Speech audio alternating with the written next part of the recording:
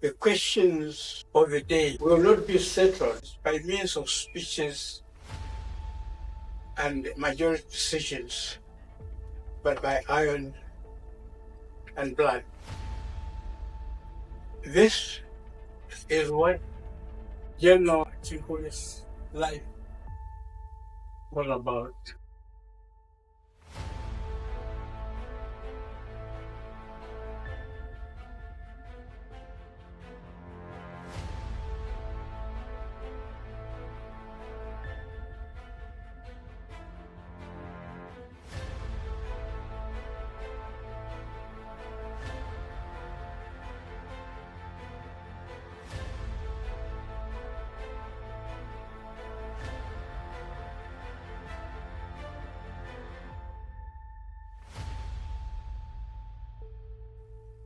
When our leaders, President Kaunda and his team, had earlier to fight to break up the Federation of Rhodesia and Nyasaland, a very dangerous project. The strategy and tactics of our political leaders made the job of our country easier.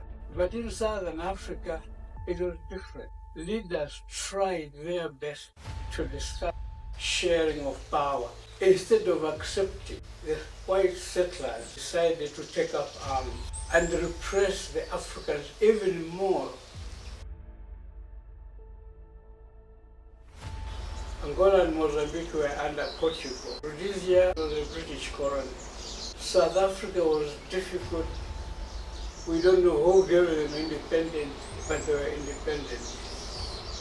Namibia was occupied by South Africa, which refused to give up Namibia. Among the refugees that were coming were potential recruits.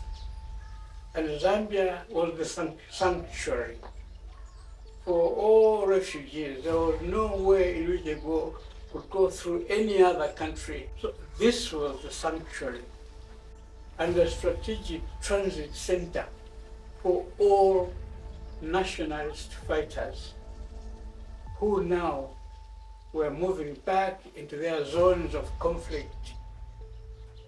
And this is when the Zambia Army, the Little Air Force, they had to help providing logistical support for combatants in transit en route to combat zones and the battlefields.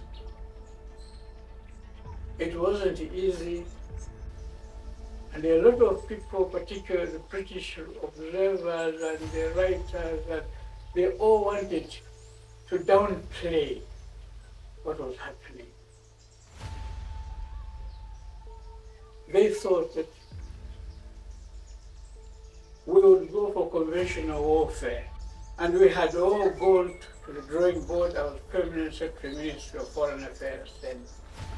When Mr. Changufu, responding to that situation, said, yes, we are supporting freedom fighters. And the Chinese ambassador will at the door said, Mr. Chona, please, Zambia should not accept that we are supporting liberation, freedom fighters. And we quickly advised Mr. Changufu, you don't accept. And from that moment, it was a policy to deny what we knew was true. But we were not supporting freedom fighters. We only had refugees. And so we were at war. And we were being dangerous and naive. But we weren't. We understood that the victories of liberation movements was in our long-term interests, because we could not support a permanent threat to our national security because settler governments continued in this region. And so training an army became a necessity, and a strong arm a necessity. But we had very few, according to statistics, between 66 and 69, we counted 4,000 men in the army. not well equipped, but still to face these long borders, Angola and over 1,000 kilometers, Namibia over 200 kilometers, Zimbabwe over 700 kilometers, Mozambique over 400 kilometers.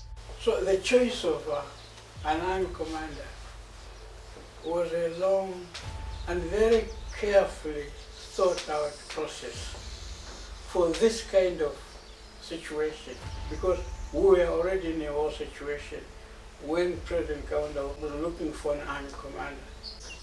But there was only one remaining now, whom we saw in a shooting competition. There was this very agile guy, young man, and it was a shooting competition, but we saw him run and falling on the ground, ready and shooting. And so when we finished, President Kaunda said, what do you think? I smiled. He said, yes, I'm also smiling. We were facing the real situation. To command a Zambia army that would face the settler army and enable the freedom fighters to get in. The general who would manage the strategic decisions and also transportation, logistical transport, ensuring that everything was secure. The police were there, the intelligence were there, carrying the arms right up to the entrance of the combat zones and giving each freedom fighter, here's your arm, there's your country. And that was the most difficult job for the army and the Air Force in this case, and the intelligence service, because they had to make sure that those arms actually got into the combat zones. I defined Zambia actually as a war zone, and we were. I gave the evidence. Sometimes we were actually battlefront, as it was in Chingi, as it was in Katete, and in many other areas which I didn't see. But Zambia was at war because the bombs were raining, even on Osaka. Bridges bombed. The strategic which made us move, the army move, like the Ruangwa Bridge was bombed, Chambesho was bombed, even Kalea was bombed. Strategic installation like oil pipeline was bombed. There were very few. The only thing that they failed was the Indian factory, which they found was already well protected. So Zambia was at war, and those who wanted to say that it was not, it was at war.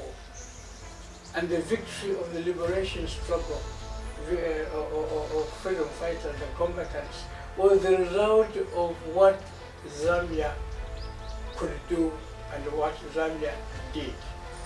So this is really the story of General Chinkuli.